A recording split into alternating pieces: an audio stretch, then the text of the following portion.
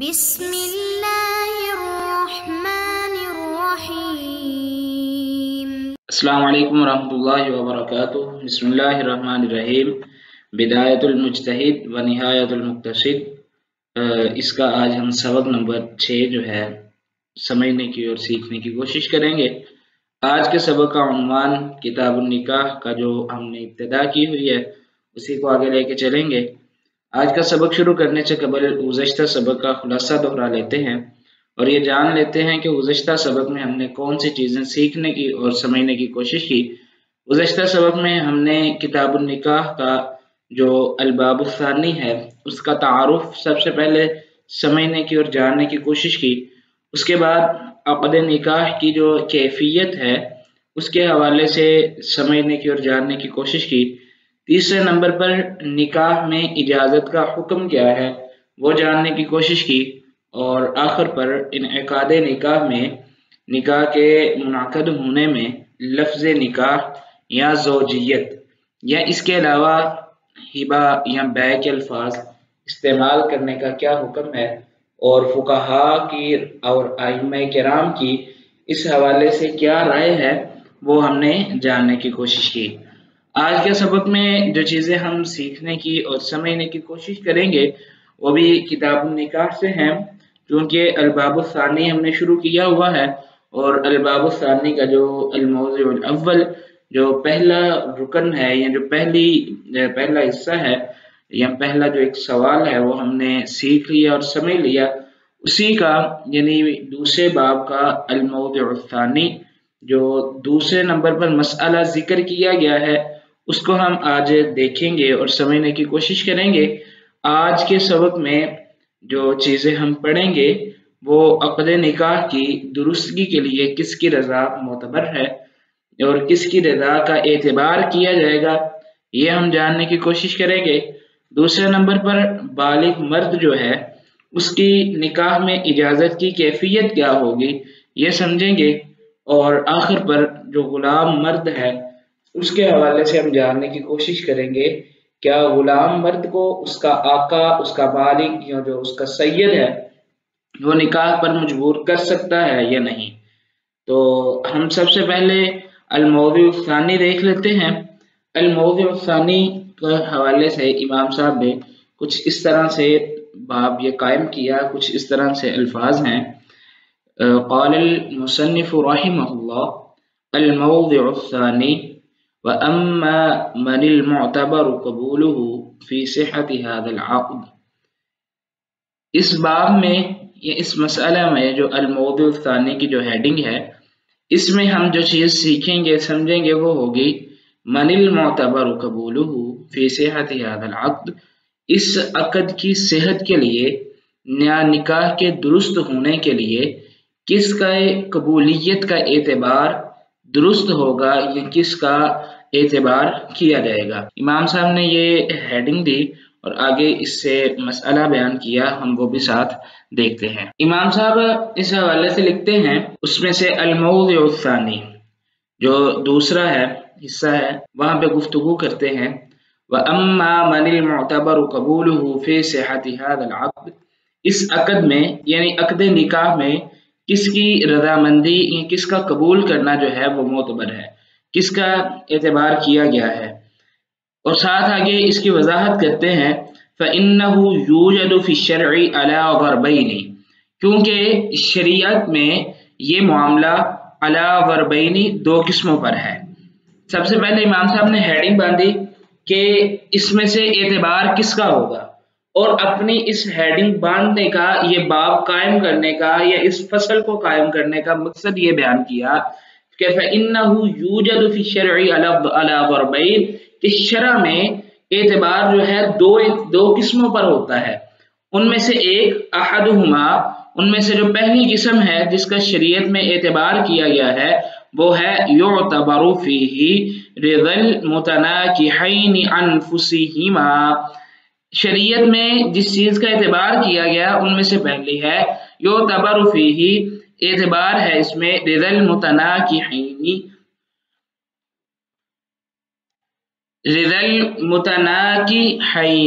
अनफुसिहिमा, जो दो आपस में निकाह करने वाले हैं यानी मर्द और औरत हैं, उन दोनों की रजामंदी का एतबार किया गया है। आनी साथ इमाम साहब इसकी वजाहत करते हैं कि इससे मुराद मेरी ये है अज़्ज़ौजा वज़्ज़ौजाता, आनी ज़ौजा वज़्ज़ौजाता, इससे मुराद मेरी खामद और उसकी बीवी है। साथ इमाम साहब मजीद वजाहत लिखते हैं इम्मा मअल वली व इम्मा दूनहु अला मज़हबिन मन ला यश्तरितुल वली फी रिदल मरअतिल मालिकती अम्रा नफ्सिहा। साथ इमाम साहब लिखते हैं इससे मुराद मेरी ये है कि खामद और बीवी, मर्द और औरत की रजामंदी इम्मा माल वली, या तो वो वली के साथ होगी, व इम्मा दूनहु, या वली की इजाजत के बगैर, यानी दो आपस में निकाह करने वालों की जाती रजामंदी भी और साथ वली की रजामंदी भी, और या वली की रजामंदी के बगैर, यानी सिर्फ और सिर्फ जो दो निकाह करने वाले हैं उनकी जाती और आपस में रजामंदी है तो फाबिहा, व इम्मा दूनहु का मतलब ये बनेगा अला मज़हबिन मन ला यश्तरितुल वली फी रिदल मरअतिल मालिका, उस मजहब पर जो नहीं शर्त लगाते वली की औरत की रजामंदी के हवाले से, अम्र नफ्सिहा, अपने मामले में, यानी वो मजहब जिसको अइम्मा किराम ने ये इख्तियार किया है मजहब कि औरत अपना मामला खुद देख सकती है, इस मामले में भी वो बाइख्तियार है, वली की जरूरत नहीं है, वो जो मजहब है उस मजहब के मुताबिक व इम्मा दूनहु, यानी अक़दे निकाह में दो तरह से इजाजत है। नंबर एक, उन दोनों की मियाँ बीवी की आपस में रजामंदी और साथ वली की रजामंदी भी।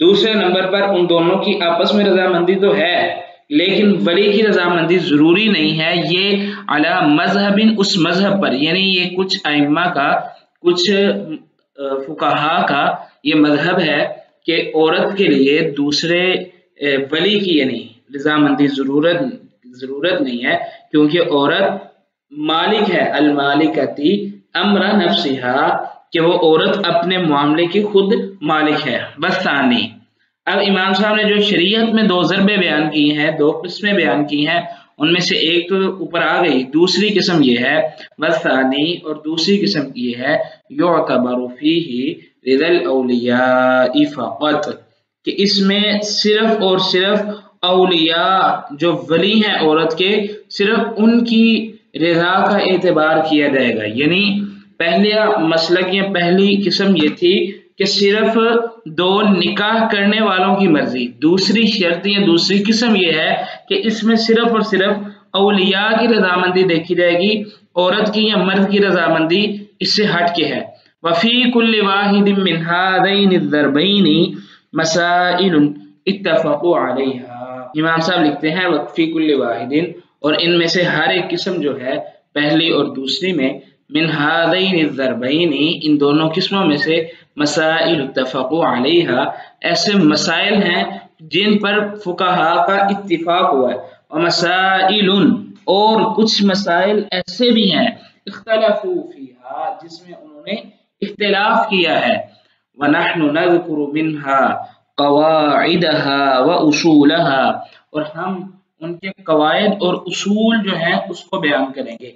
अब इस कौल का इमाम साहब का मतलब ये है कि ऐसे मसाइल जिनमें फुक़हा का इत्तेफाक है, फुक़हा का इख्तिलाफ है, अगर हम उनकी जुज़ियात, उनका इख्तिलाफ, सबब इख्तिलाफ जिक्र करें तो कई सारे मसाइल बन सकते हैं, लेकिन इमाम साहब ने कहा कि हम सिर्फ और सिर्फ उनके जो कवायद और उसूल हैं हम उनको बयान करेंगे। फ़नक़ूलु, इमाम साहब साथ ही लिखते हैं अम्मर रिजालुल बालिगून अल अहरारुल मालिकून लिअम्रि अनफुसिहिम, अम्मर रिजालु, जहाँ तक मर्दों की बात है, अल बालिगून अल अहरार, जो बालिग भी हैं और आज़ाद भी हैं, अल मालिकून, और मालिक भी हैं, लिअम्रि अनफुसिहिम, अपने नफ्स के तमाम मामलात के, यानी वो मर्द जो बालिग है, आज़ाद है और अपने मामले का इख्तियार भी रखता है।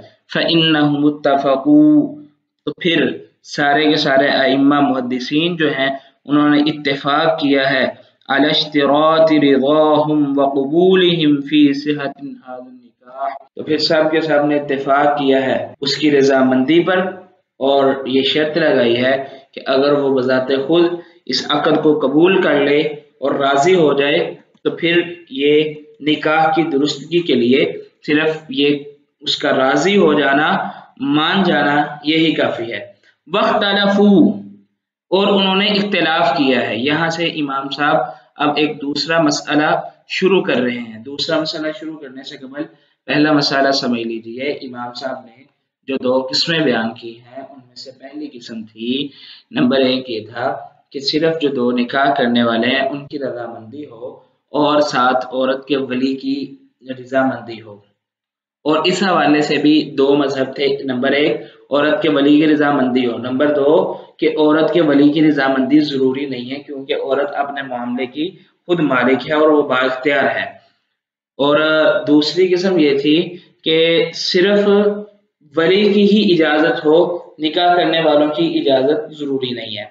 तो इमाम साहब ने पहली किस्म में से जो बालिग मर्द हैं, आज़ाद हैं और अपने मामले के खुद मुख्तार हैं, मामले का इख्तियार रखने वाले हैं, इमाम साहब ने उसके हवाले से हुक्म बयान किया है कि अगर वो राजी हो जाएं और कबूल कर लें तो सेहते निकाह के लिए उनका राजी होना और कबूल कर लेना यही दुरुस्त है और यही काफी है। अब दूसरा मसला इमाम साहब यहाँ से ये शुरू कर रहे हैं, वख्तलफू, और उन्होंने इख्तिलाफ किया है, हल युजबिरुल अब्द अला निकाह सय्यिदुहु, क्या मजबूर करेगा सैयद अपने गुलाम को निकाह करने पर, वल वसीय्यु महजूरुल बालिग, और वसी यानी वसीयत करने वाला महजूरुल बालिग, ऐसे महजूर को जिसके मामलात पर रोक टोक हो उसको, अम लैसा युजबिरुहु, या वो उसको मजबूर नहीं करेंगे। इमाम साहब ने यहाँ पे ये मसला बयान किया कि एक गुलाम है मर्द, क्या उसका निकाह करने के लिए उसका मालिक उसको मजबूर कर सकता है या नहीं कर सकता। और दूसरे नंबर पर वसी यानी वसीयत करने वाला, क्या वो अपने महजूर को यानी जो उसकी वसीयत हासिल करने वाला है उनमें से कोई महजूर हो यानी जिसको मामलात से रोक दिया गया हो, पागल हो या किसी भी वजह से उसको मामलात करने से, बैय करने से रोक दिया गया हो, उस महजूर बालिग को, और वो महजूर बालिग भी है, उसको निकाह पर मजबूर किया जा सकता है या नहीं। फ़क़ाल मालिकुन, तो इमाम मालिक रहमहुल्लाह जो हैं उनका मौक़िफ़ यहाँ पे ये है कि युजबिरु सय्यिदु अब्दहु अला निकाह, जो सैयद है, मालिक है, वो अपने गुलाम को निकाह पर मजबूर कर सकता है। वबिही क़ाल अबू हनीफ़ा रहिमहुल्लाहु तआला, और यही मौक़िफ़, यही मसलक इमाम अबू हनीफ़ा रहिमहुल्लाहु तआला का है। और वक़ाल शाफ़िई, इमाम शाफ़ी रहमहुल्लाह कहते हैं, ला युजबिरुहु, वो मालिक उसको मजबूर नहीं कर सकता। अब इमाम मालिक रहमहुल्लाह और इमाम अबू हनीफा रहमहुल्लाह का मौक़िफ़ मजबूर करने वाला है, इमाम शाफ़ी रहमहुल्लाह मजबूर करने के हक़ में नहीं है। वस्सबबु फ़ी इख्तिलाफ़िहिम हल निकाह मिन हुकूक़िस सय्यिदी अम लैसा, और जो सबब इख्तिलाफ है वो ये है, क्या निकाह ये सैयद यानी मालिक के हुकूक में से है या अम लैसा मिन हुकूक़िही, या उसके हुकूक में से नहीं है। वकज़ालिक इख्तलफ़ू फ़ी जबरिल वसिय्य महजूरहु, और इसी तरह उन्होंने इख्तिलाफ किया है वसी के जबर करने का, वसीयत करने वाले के जबर करने के हवाले से, महजूरहु अपने महजूर पर, जो उसकी वसीयत में से कोई महजूर है जिसको रोका गया उसके हवाले से। बल खिलाफ फी ज़ालिका मौजूदुन फिल मज़हबी, और इस हवाले से मज़ाहिब अरबा में इख्तिलाफ बहरकैफ मौजूद है। अज़ीज़ तलबा किराम, यहाँ पे एक चीज़ समझ लीजिए, इमाम शाफ़ी रहमहुल्लाह और इमाम अबू हनीफा और इमाम मालिक रहमहुल्लाह का जो आपस में इख्तिलाफ है, उस इख्तिलाफ का सबब जो है वो ये है कि इमाम मालिक रहमहुल्लाह और इमाम अबू हनीफा रहमहुल्लाह ताला ان کا استدلال اور ان کی دلیل یہ ہے کہ اللہ تعالیٰ نے قرآن مجید میں فرمایا اعوذ باللہ من الشیطان الرجیم وَأَنكِحُوا الْأَيَامَ مِنكُمْ وَالصَّالِحِينَ مِنْ عِبَادِكُمْ وَإِمَائِكُمْ. یہاں پر من عبادکم کے لفظ سے امام ابو حنیفہ رحمہ اللہ اور امام مالک رحمہ اللہ نے استدلال کیا کہ انکحو جو ہے یہ صیغہ امر کے لیے ہے اور صیغہ امر ہے اور عبادکم غلام بھی شامل ہے، تو لہذا مالک جو ہے غلام کو مجبور کر سکتا ہے. اسی طرح امام مالک رحمہ اللہ اور امام ابو حنیفہ رحمہ اللہ جو ہے وہ ساتھ یہ بھی دلیل دیتے ہیں کہ جو سردار ہے، جو مالک ہے، وہ اپنے غلام کی گردن کا مالک ہے. وہ چاہتا ہے اس کو بیچ دے چاہے آزاد کر دے. جب وہ اس قدر اختیارات کا مالک ہے تو وہ نکاح کرنے میں بھی بااختیار ہے. جبکہ امام شافعی رحمہ اللہ کا موقف یہ ہے کہ وہ مجبور نہیں کر سکتا. اور یہاں پہ ایک اور بات بھی ایڈ کر لیجئے، امام شافعی رحمہ اللہ کے ساتھ ساتھ امام احمد ابن حنبل رحمہ اللہ کا بھی یہی موقف ہے کہ وہ مجبور نہیں کر سکتا. وہ اختلاف یہ کرتے ہیں اور دلیل یہ دیتے ہیں کیا شادی کرنا یہ مالک کے حقوق میں سے ہے یا پھر غلام کے حقوق میں سے ہے. وہ اس کو قیاس کرتے ہیں آزاد پر. جیسے ایک آزاد ہے، بڑا عاقل ہے، اس کو مجبور نہیں کیا جا سکتا، اسی طرح ایک غلام کو بھی مجبور نہیں کیا جا سکتا. اور رہی بات امام ابو حنیفہ رحمہ اللہ کے اور امام مالک رحمہ اللہ کے استدلال کی، وَأَنكِحُوا الْأَيَامَ مِنكُمْ وَالصَّالِحِينَ مِنْ عِبَادِكُمْ وَإِمَائِكُمْ، تو یہاں پہ وہ دفاع کرتے ہوئے اس کا جواب یہ دیتے ہیں کہ وَأَنكِحُوا یہ جو صیغہ امر ہے یہ وجوب کے لیے نہیں ہے، یہ طلب کے ساتھ مقید ہے. اگر غلام نکاح طلب کریں تو ان کا کر دو. بہرکیف یہ ان کا سبب اختلاف ہے اور یہ اس حوالے سے کچھ رائے ہے فقہاء کرام کی. آگے امام صاحب سبب اختلاف خود بھی ذکر کرتے ہیں، وَسَبَبُ اخْتِلَافِهِمْ هَلِ النِّكَاحُ مَصْلَحَةٌ مِّن مَّصَالِحِ الْمَنظُورِ لَهُ، کیا سبب اختلاف اس میں یہ ہے کیا نکاح مصلحت ہے من مصالح المنظور له اس کے لیے، ام لیس بمصلحت وانما طریقۃ البلاغ، کیا یہ اس کی مصلحت کو پیش نظر رکھتے ہوئے اس کو مجبور کیا جا رہا ہے یا صرف ایک جنسی تعلق کی خاطر اس طریقے کو یعنی مجبوری والے طریقے کو اپنایا جا رہا ہے. اور آخر پر امام صاحب کا یہ کہنا والخلاف فی ذلک موجود فی المذہب کہ اس مسئلے میں اختلاف موجود ہے مذاہب اربعہ میں.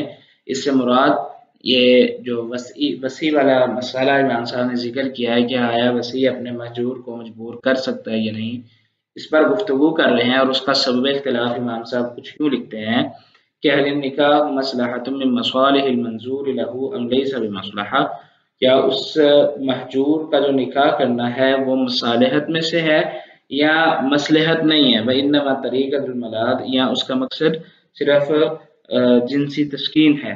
وعلی القول، اور جو اقوال اس مسئلہ میں ذکر کیے گئے ہیں، بان النکاح واجب ينبغي الا يتوقف في ذلك، کہ نکاح جو ہے وہ واجب ہے اور لائق ہے کہ نہ توقف کیا جائے اس مسئلہ میں. تو امام صاحب نے یہ سبب اختلاف ذکر کیا ہے کہ جو فقہاء کا اس مسئلہ میں اختلاف ہے، فقہاء یہ کہتے ہیں کیا نکاح کرنا مصلحت کے پیش نظر ہے یا صرف جنسی تسکین کے لیے ہے، اور ایک قول یہ بھی ہے کہ نکاح واجب ہے اور نہیں ہے جائز کسی کے لیے کہ وہ اس حالت میں توقف کرے، اور یہ اس وقت ہوگا جب وہ مہجور بالغ غلام میں واقع ہونے سے ڈر رہا ہو، تو اس وقت نکاح واجب ہے. اللہ توقف فی ذلک، پھر اس وقت اس مسئلہ میں توقف کرنا بھی جائز نہیں ہے. عزیز طلباء کرام، ہم اپنے آج کے سبق کا خلاصہ دیکھ لیتے ہیں. آج کے سبق میں ہم نے کتاب النکاح سے جو الموضوع الثانی ہے اس میں سے عقد نکاح کی درستگی کے لیے کس کی رضا معتبر ہوگی، ہم نے یہ بحث اور اس کی جو شریعت میں 2 قسمیں بنائی گئی اس کو دیکھا اور سمجھنے کی کوشش کی. اس کے بعد پھر بالغ مرد کے نکاح میں اجازت کی کیفیت، یعنی کہ وہ بالغ ہو، آزاد ہو اپنے معاملات کا اختیار رکھنے والا ہو، یہ جو شرائط ہیں یہ دیکھیں، اور پھر اس کے بعد غلام مرد کو نکاح کے لیے مجبور کرنے کا کیا حکم ہے۔ اسی طرح وصی یعنی جو وصیت کرنے والا ہے، کیا آیا وہ اپنے محجور کو یعنی جو اس کے پیچھے باقی رہنے والے ہیں یا جن کے حق میں اس نے وصیت کی ہے، ان میں اگر کوئی محجور ہے جس کے معاملات پر روک ٹوک ہے، اس کو نکاح پر مجبور کرنے کے حوالے سے جو حکم ہے اور اختلاف ہے اس کو سمجھنے کی کوشش کی۔ آئندہ سبق میں انشاءاللہ العزیز ہم کتاب النکاح کے اسی حصے میں سے یعنی الموضوع الثانی جو اجازت والا باب ہے، اس میں عقد نکاح کی درستگی میں عورت کی اجازت کے جو احکام ہیں اس کو سمجھنے کی کوشش کریں گے۔ اگلے سبق سے پہلے آپ یہ سوال حل کریں۔ سوال یہ ہے کہ اگر کنواری لڑکی کا نکاح کرنے والا باپ یا دادا کے علاوہ ہو تو اجازت کی صورت کیا ہوگی؟ یہ ہم نے پیچھے پڑھا بھی ہے، اس کو پھر سے دہرا لیں اور اس کو حل کرنے کی اور اس کے دلیل جو ہے وہ تلاش کرنے کی کوشش کریں۔ تب تک کے لیے اللہ حافظ، اپنا خیال رکھیے گا۔